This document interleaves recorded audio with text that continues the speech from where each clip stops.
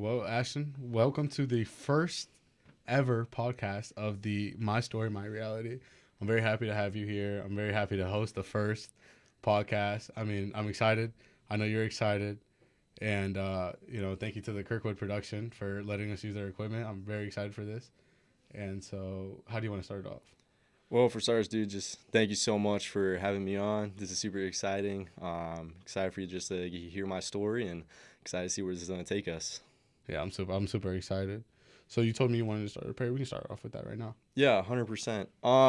Yeah, and actually, quick disclaimer, I'm a man of faith. That's a huge part of my story, just Jesus as a whole and how he's kind of walked with me through my life. And I want to get started right, and I'd love to do that with a prayer. So Yeah, of course. if Yeah, you want to join me, I'd love it. God, I come before you. I thank you for this time you've blessed me just with my brother Jacob here. Would you guide our conversation would be glorifying and also just a time of encouragement for the two of us. Yeah, God, I just give this to you, and I thank you for it. So thank you, Father. Amen. Okay, so why are you here? Why are you here at Kirkwood? What made you want to come here? And what values does this school bring to you? Let me know how you came from high school to here. Just let me know. Yeah, man. So that's a lot straight off the bat. So it's like, and I can kind of work up to the whole Kirkwood transition because if you think about it, that's where I'm at right now. Yep. And there was a lot building up to that point. So it's had a really, really good just childhood growing up. Awesome family. I was actually homeschooled my whole life up until sophomore year of high school. So really good family. Grew up in a Christian household, but my parents ended up actually splitting.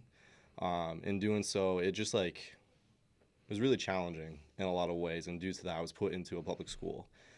Through that situation, there's a lot of doubts, there's a lot of questions, especially as far as my faith was concerned. Just because my whole time, my life was built on my parents. That's a pretty common thing that you have with kids is their entire foundation is grounded on that which was laid for them, which was through their parents. For me, same case scenario. So when my parents split, it also broke me, unfortunately. So I was searching for just fulfillment, contentment in all the wrong places. And one of them was actually the gym, for example. Exercise is a huge part of my life, but for a long time was actually to my detriment. So it's when my parents split up, it left a hole in my chest for a long time there. And I ran to the gym because I had these external factors I couldn't control. But the one thing I could control was myself, my body. I could lift a weight, and I could see it had a growth. My muscles were building, and not just that, but it was also good for my mental health, physically, spiritually. It was just really good overall. And it got to the point where genuinely I was in the gym 3-4 hours a day, every day during high school because I felt more home there than at home just because of the conflict going on between parents. And I have wonderful parents. I love them to death. They obviously gave 100% when it came to raising us kids. I mean, it's thanks to them I have a relationship with the Lord. But obviously they're sinners, they're broken. So I expect that. But it's no, God really met me in that area of brokenness, trying to find that longing and fulfillment in all the wrong places, and he met me there. So it's also just through relationships as a general, throughout my high school, just my point in high school, relationships were another big thing. Once again, I was just trying to find this fulfillment. I mean, freshman year of high school, I weighed 89 pounds. I was just this tiny little boy, super skinny, super insecure. And once again, I addressed a lot of my brokenness to the situation. So it's I had this divorce surrounding me, and I was 89 pounds. So I addressed brokenness with being small. Were you an only child? No, actually, I'm one of four. One of four. So do you think that did that affect you and your siblings, all growing up? Were you guys all going through around the same thing? Because you said you'd go to the gym to try to fill that hole in your chest, and so. Do you know what your siblings how they would deal with that situation? How they deal with the divorce? Yeah, 100%. So it's obviously, I mean, we're all our own individuals. We all have addressed it in different ways, and I won't necessarily go into how they addressed it. That's their own story. But yeah, we all approached it in different manners. Mine, and actually this is definitely a regret of mine, but it's I was incredibly just selfish during that time of the divorce, and kind of went back into my corner. I did my thing. I worked out because I was hurting, and like I didn't know how to help others in that moment. So I did become like stand backish, and my siblings were kind of put in the position to fend for themselves. Like I couldn't be. I'm the oldest, and it's like I did a very poor job of being that big brother to them and actually caring for them the way I wish I would have. So yeah. Yeah, no, I feel I'm a big brother. So, I have like five sisters, and Straight it up. sucks, and I see them grow up, and like right now, like the youngest, she's in seventh grade right now, and Hmm. like just seeing her from literally like a baby Yeah. to now it's crazy to think about. I mean, you look at her, I look at her.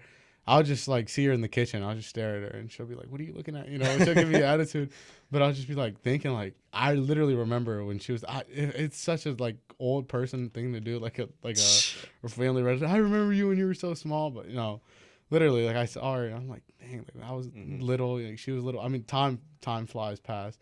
Right. Yeah. So after you're lifting after your freshman year, what happened? Tell me. Yeah, so like I said, was put in the public school at that point, and like that's hard going from homeschooling your whole life to public school. Like there's a lot of shifts in there, especially just as like the culture of the environment goes. And again, I had this brokenness kind of in me from the splitting of my parents. So I was just trying to fill this hole in my chest. I was like, oh my gosh, like I just got this hole in my chest and I don't know how to fill it. I'm trying to fill it with the gym. And it's like, well, then maybe I got to fill it with relationships. And it's like, maybe that's what I'm looking for, just love. I want to be loved. I want to be wanted because it's like everything around me is saying, you're not wanted, you're not loved, you're not needed. So I went to relationships. And once again, I'm walking into these relationships with brokenness longing. So like I'm walking into these relationships with an expectation for them to fill, and it's like expectations are toxic. Like that's dangerous. Like to a certain degree I think is necessary. Like you need to have values coming into a relationship that someone should hold to, but when it's an actual expectation, I expect you to meet this for me. Okay, I expect you to fulfill me, I expect you to love me. Like that's not capable because we have, like, as people we're sinners, and especially if you believe in faith, you understand that sin is missing the mark of what God has called us to. Okay, and it's like you have, as a sinner, like I've recognized I've missed the mark, and for someone to come in and fill that, that's impossible because they're already broken. It's nothing against the person, but they just can't fulfill me the way that my perfect Savior Jesus Christ can. And I think there was a beautiful moment came sophomore year where I went on a trip. Okay, it was a, I believe, CIY move through the church I was going through at the time. And it was in that moment where I'd been walking with Jesus. I've never once walked away from Jesus, but it was in that moment where I decided to dedicate myself to Jesus, and I was baptized. And I recall, like, 100%, my life was completely changed after the moment. Like my eyes were open to something so much bigger than myself, and that was the love of Jesus Christ. And like I wasn't perfect. I still continued to try and find my fulfillment in relationships, but there came a point, especially last year, where God just kind of 2 years ago, sorry, 2.5 years ago, where God met me at my lowest. And I was just back against the wall. I had nowhere left to go. Um, Relationships weren't cutting it. The gym wasn't cutting it. And I'm just like screaming out to God. I was like, God, where are you? Like, I'm broken. I got nothing left to give. Where are you? And he's like, I'm right here. Why haven't you been looking? And after that moment, I was like, I'm all in. Like I've always believed in you, but God, I am all yours. And I think it's been super beautiful because my utmost fulfillment in life is sustained by my Creator. And I recognize that Jesus Christ, like this loving Savior that I followed, like He loved me so much that He died on a cross for me, and in doing so was risen again. And He took this shame, He took this guilt, He took all these longings, He took this divorce that I went through as a kid, and now like He brought that to the cross, and like I have been made new through Him, and I get to walk in that freedom with my Savior. And that's something that like this world can never offer me. And it's like I, especially now where I am in life, especially being in Kirkwood, that is really motivated, especially what I'm going into right now with Kirkwood, which is exercise science. That it's like I have been blessed with this vessel that is capable of so much, okay? And it's like God's blessed me with this. I want to be the best possible steward of it. And it's also when I work out, I feel alive. Like I feel energy, I feel a drive, I feel, especially like I just started running recently, and I've fallen in love with it because it challenges me. It challenges my mind. It challenges my body. And it's an opportunity where I feel like I'm running with my creator. Like he's with me even in those moments. He's always with us, but in that moment, I feel like I'm just walking with God, and I love that. Um, so yeah, I think it's another opportunity where I recognize that there are, like, I would love to get to work in like a school someday as a strength and conditioning coach. In general, my life's desire is to care for people, to pursue people, and I recognize there's probably kids specifically that are walking through the same thing I've walked through, which is the heartache of divorce, of pains, losing someone, relationship problems, all this. And it's like, I want to meet them where they are, because that's what God did for me. God met me where I was. And it's like, I want to be able to show them the love that I was seeking for and could never find until I met Jesus. So that's like, I mean, that's where I'm at right now. I'm at Kirkwood getting my exercise science degree so I can, my prayer is begin loving people the way I've always wanted to be loved. So Yeah, man, that's great. That's real nice. I mean, so right now, you told me in the past that you're actually working out with you're being interning at a strength and conditioning school, right? You're right now you're interning. yep. So I'm actually currently interning at Linmar as of right now. So I work for Elite Fitness. Been working for them since high school. I think I started working with them like sophomore, junior year. So I've been with them for a long time. I took like a little year break in there, just trying to figure stuff out. But I'm back with them and have been now for the past like year and a half. So Mm. yeah. Do you think that college as an experience is helping you prepare for that? Prepare for what you want to do and how you want to work in exercise science and become like a strength coach or helping people? Do you think that Kirkwood specifically right now is helping you? Oh my goodness, absolutely. Yeah, the individuals that head up the exercise science program here at Kirkwood, Denise and them, like, they're awesome. And excuse me, they have they take the initiative to equip us in so many different ways, from the physiology side of it to nutrition. Like I feel confident walking into a gym, especially when I graduate, and like, got a burp. I feel really confident walking into a gym after this 2 year degree, with the tools that they've equipped us with. That I feel like I can approach someone where they're at and adequately be able to produce a program to help them achieve their goals. Because at the end of the day, as a trainer, because that's what I'm going to school for, is to get my personal training certification. My goal is to help them achieve their dreams, their desires, whether that's body density, to get stronger, get leaner, get faster, whatever it might be. Also, even on the nutrition side, like how to help them with their nutrition. Everything I am doing is with the intents of helping someone achieve their goals. So, and I think Kirkwood absolutely has done that. Yeah, so I mean, what I'm getting at is that you really get happy, seeing people Mm-hmm. get moved and helping people. I mean, have you trained people in the past, like other than the personally train somebody, or like, I mean, I bet you have like buddies or whatever that they'll Yeah. go out to you, ask you for help, and like, I mean, how does that make you feel? Does that make you feel happy? Like, oh, like, they're looking out for, they know that where I'm at, because you told me actually earlier that I mean, you're such on the tight schedule. You're busting ass. I mean, tell me about that and how your buddies come to you. Oh yeah. 100%. So it's like, especially through high school. So I was that gym rat through high school. Like I told you, I was in the gym for like 3-4 hours a day. Um, yeah, I don't know. I think so. And actually, that kind of gets into something. So it's like, that was, like I said, fitness was kind of to my detriment to a certain degree, because there's a difference between being all in and all consumed. And I think for a long time in my life, I was all consumed by the matter, to where it went so much further than just an act of discipline, but actually a like formulated identity, to where without fitness, I didn't actually have anything. And if you were to remove that from me, I wouldn't have known who I was. That it ingrained itself so deep into me that that's who I was. I was the gym rat. So especially when it came to like my buddies and stuff, like they came to me because that's all I knew. Which, yay, nay, you could, I don't know, come at either. But yeah, I think especially now with my changed perspective, just where my heart is, especially, like, I just find so much fulfillment in like caring for people. Like when someone actually cares enough to come to me and be like, hey Ashton, like I want to start working out, what would you recommend to start doing this? Or someone who has been lifting, hey, I'm doing this lift, I'm starting to feel this pain or something like that. Like what would you recommend to change this up so that I don't feel this pain or to get more out of it? Like that is so good for my soul, because I'm like, oh my gosh, they care enough to come to me because they respect me and they value what I have to say. And plus the outcome is I have the potential of helping someone. And like that's all I want. Like if my life amounts to anything, it is to help someone. Like, and it's like Jesus Christ loved me so much that he saved me. Like, and in turn, out of like the overflow of my love for Jesus, like I pray that I can now pour that out into others and care for their souls. And it's like that is my absolute desire in life, is to be able to care for people as I've been cared for through Jesus. So yeah. Yeah, so you spoke about how the gym was kind of your identity.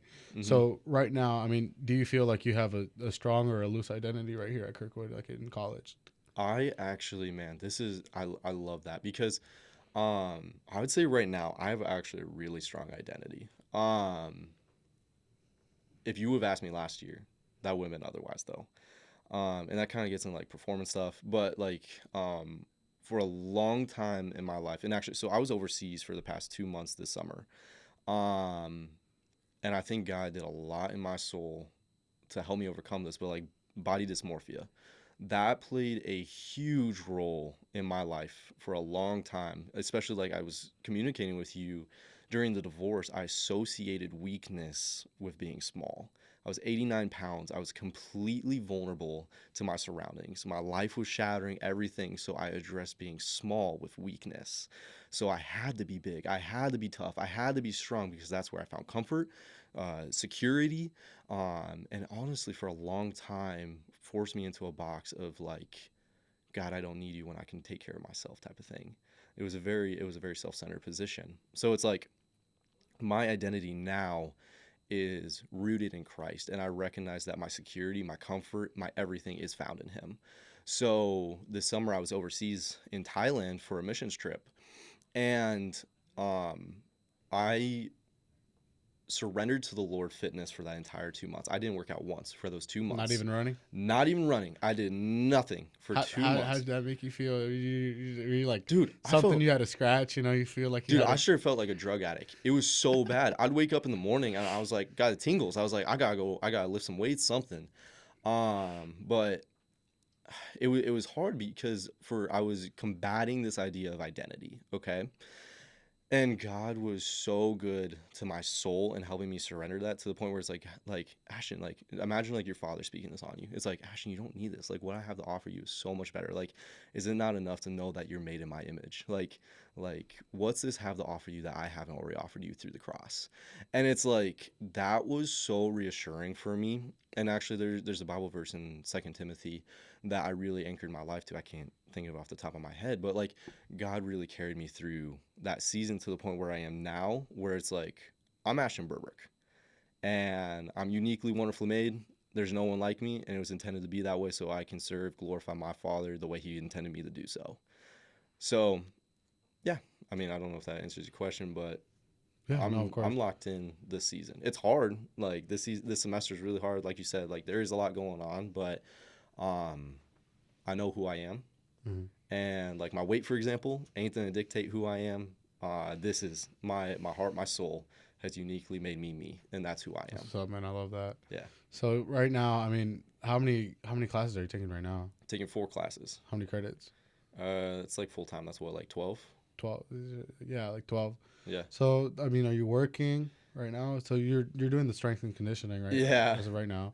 So Mondays, Wednesdays, and Thursdays I have the Linmar strength and conditioning. So that's from like 5:50. I get up at like 5, so like 5:50 to like 8:30.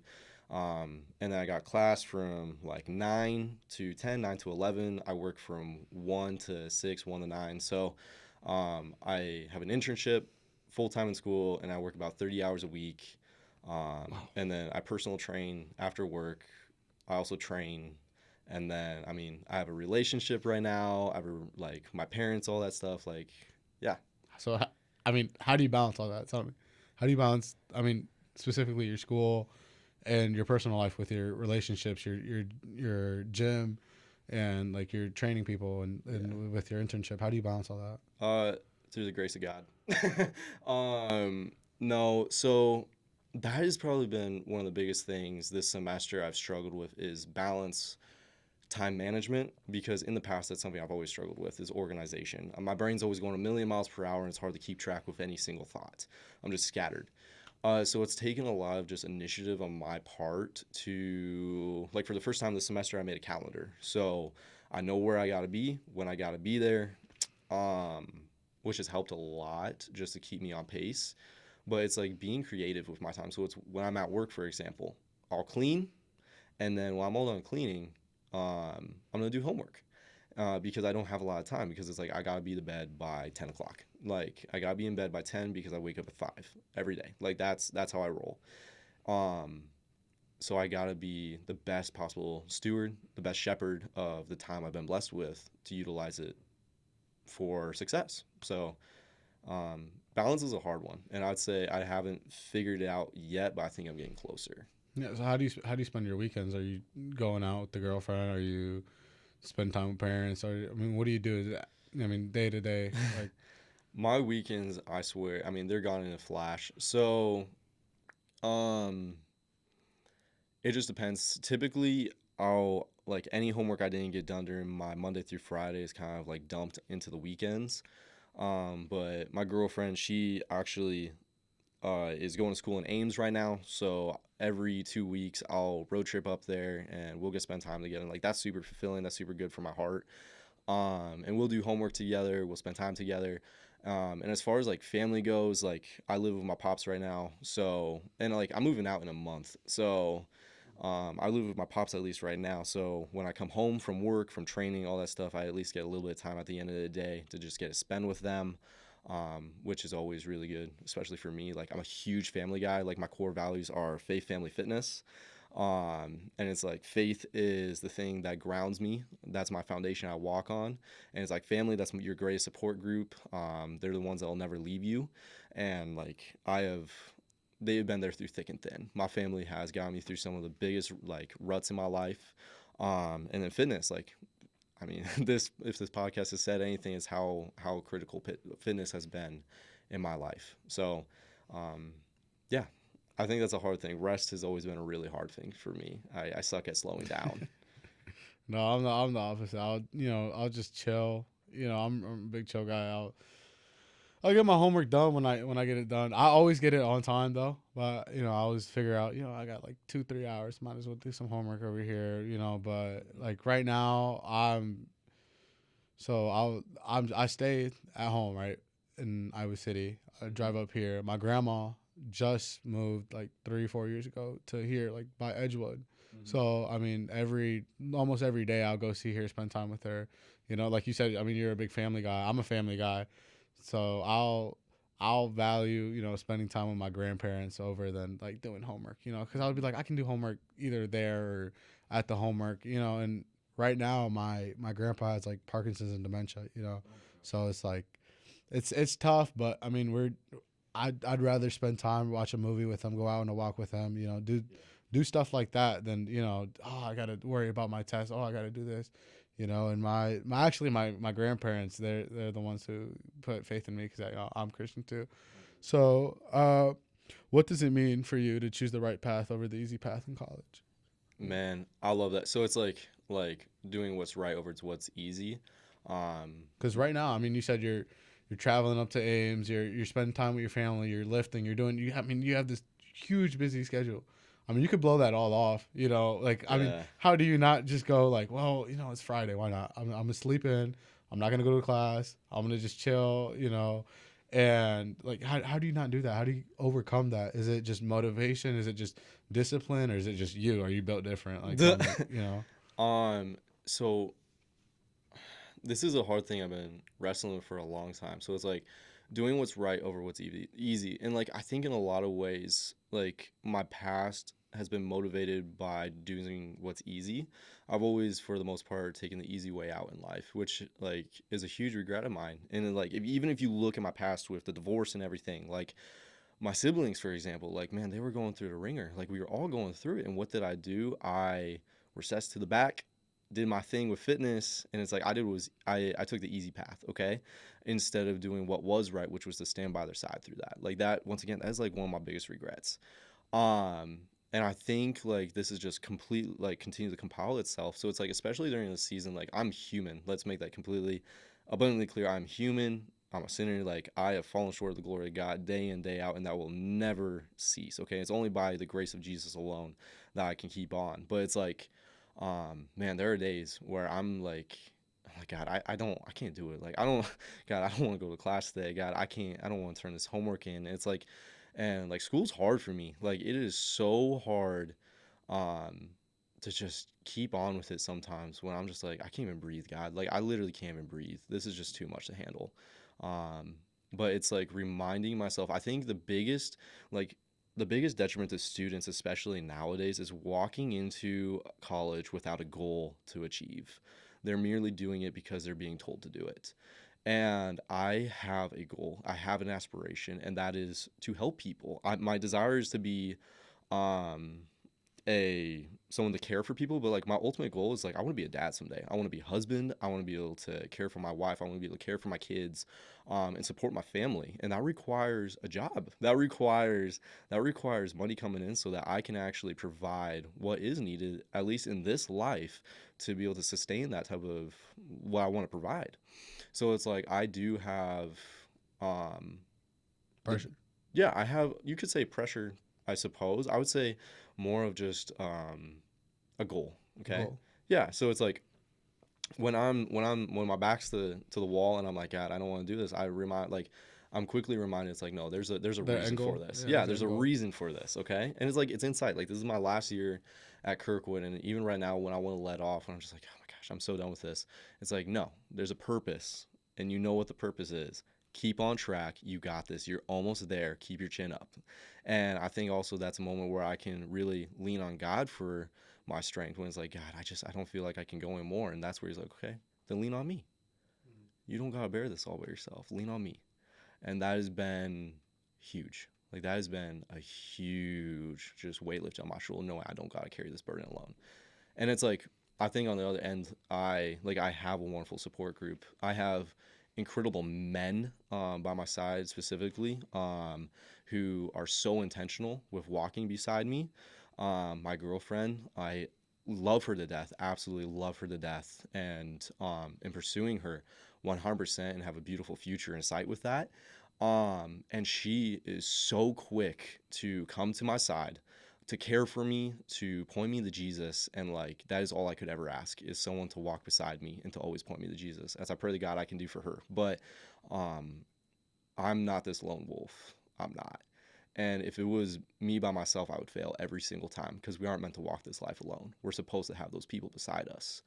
And I think that's something God has blessed me with, is that community that I know I can lean on, to keep me going. So, dude, it's not just me. Like, I'm not alone in this. God strategically put people in my life to Yeah. keep me where I am today. Were you like always a student? Because you know how people just like go through the motions. I feel like that's, I mean, kind of how I did high school. I kind of went through the motions, but then really I mean, my junior year, COVID year, I really, I actually got my best grades doing online school. I was, Mhm. because I was more focused. I was doing my thing. Yeah. And I mean, I feel like for school, I mean, school's different for everybody. How did you feel? I mean, obviously you went from homeschool to public school Yeah. to now you're in college. I mean, how does that, like, what are the transitions going from home to public to college? So here's an example. Homeschool, like my best friends were my siblings. Like, that's all I knew. Like, we had cousins and stuff, but like, we lived in the middle of nowhere. So we lived in like Luzerne. I swear population was like probably 100 people, okay? Like, it was just a little farming town, just nobody. So all we knew was each other. And I think some of the biggest problems I've been faced with to this point were like social cues and stuff like that. I just wasn't in a public setting. So like, coming into public school, for example, there was that transition of, oh my gosh, like, you don't say that, or you say this, or just little things like that I just hadn't learned because I wasn't in that environment. And then kind of being like put into the fire with that, I think it really helped me to cultivate some of those social skills. So coming into college, I was more equipped and prepared. Um, I don't know. I don't know. I think there was definitely distinct transitions between, but after high school really kind of shaped me into who I am today. So, yeah. So do you say that that divorce, I mean, as of you right now, 2023, that's something you overcame already, that you fought through it, you got through it, and now you're mentally clear, your heart is clear. Like, how do you, like, what would you tell me about that? Man, so as far as the divorce is concerned, I'm in the position where I've forgiven my parents, like what happened happened. And it's like this is the beautiful thing actually about God that I want to say. It's like God knows how to meet us where we are. God knows how like to utilize any situation for his glory and for our good. And specifically with this divorce, this could have been to my detriment, okay? Everything I knew was just stripped under my feet and I was left with nothing, okay? And as far as the world concerned, that could have been a completely perfect situation to allow that to define me. But I didn't want that. Okay, so through the grace of God, once again, and actually a friend confronted me on this, and it was really convicting, especially when I was in Thailand. I had all this hatred, I had all of this anger, resentment in my soul, where I was just so frustrated. Like, God, why did this happen? Why did this happen to me? Why did these people do this to me? And my friend asked me, he's like, do you even believe in Jesus? And I was like, why, how could you say that? And it's like, you say you preach love, but it's like, when all you're holding in your heart is resentment and anger, that's not Jesus. And I was like, oh my goodness, like it felt like someone stabbed me in the heart. I was like, holy crap, like I'm such a hypocrite. Like here I am preaching the love of Christ when I'm not even able to communicate it myself and forgive the people around me. I was so hypocritical. And that was a beautiful opportunity where I was forced to get on my knees and just like pray to God, God, I surrender all this pain, all of these scars, all these burdens, all this baggage, God, I just surrender it to you because you are the only one who can carry this. I'm tired of carrying this. I'm tired of carrying this weight. I just want to be able to love the way you loved me so I can love others. And it was after that moment where everything changed. And that's why I am the man I am today. Like that's why I have the confidence I have today because it's not my own. It was that completely given through God. So, Hmm. So how did you, for a lot of people, I mean, you said you grew up as a Christian. For a lot of people, they grow up with religion, but they're not. They call themselves religious, but they're not religious themselves. Did you ever, you grew up with religion, and then do you think that that divorce, it just like strengthened your faith and it made you, really like go through that? Like, is that what you point to when you say you overcame that? absolutely. Absolutely. Um, man, I think the beautiful thing about humans is like we think we like how do I say this? The divorce knocked me to rock bottom. So it's like the only thing I feel like I could have turned to was God because my strength clearly was not enough. So I often go back to the divorce as just like the moment when I recognized I wasn't enough and had to turn to one that was stronger, could actually fulfill me because this world wasn't gonna cut it. And it's like it was God, and it was always God. So yeah. That's great, man. So now that you're the man you are, do you have any failures that you overcame, that you had to go through and that you had to really, I mean, do you feel like, I mean, I heard this term from Spider-Man, the canon event, it happens to everybody. Something you have to go through so you become stronger. I mean, do you feel like you had any of those? Man.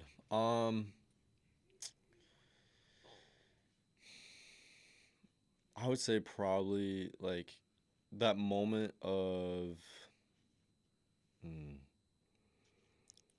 that's a hard one. There's two that come to mind. The one I communicated with you was actually for the first time forgiving, like surrendering all that pain and hurt. That was a big giant in my way, from being able to forgive others, like from being able to love the way Jesus loves. Like that was a big just mountain before me.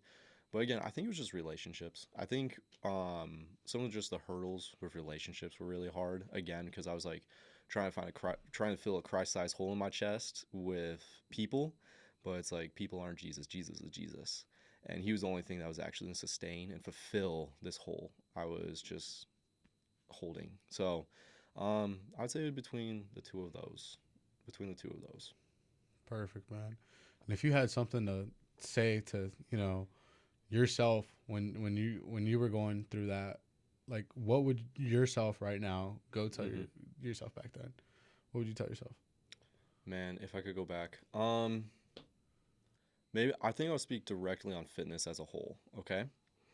The beautiful thing about fitness, and this is something I'm learning more and more, is like it actually is a means to build yourself up so that you can build someone else up. And it's like whether it be through health of like dietary means, like what you intake into your body, or whether it's the actual fitness side of lifting a weight. Like everyone thinks it only affects you, but it actually is a means to cultivate the strength to be able to build someone else up. And yeah, I would say learn to like, man, focus less on the mirror and the others around you. Mm-hmm. I think that's what I'd say. So, I mean, you said you're a personal trainer. How do you put that onto, who you're training? Like, how do you show them that, it's really, I mean, there's a bigger picture than, just doing these reps. There's bigger picture than chest day, leg day, pull day. How do you explain that to them? Do you make them find that themselves? Do you show them, or what do you do?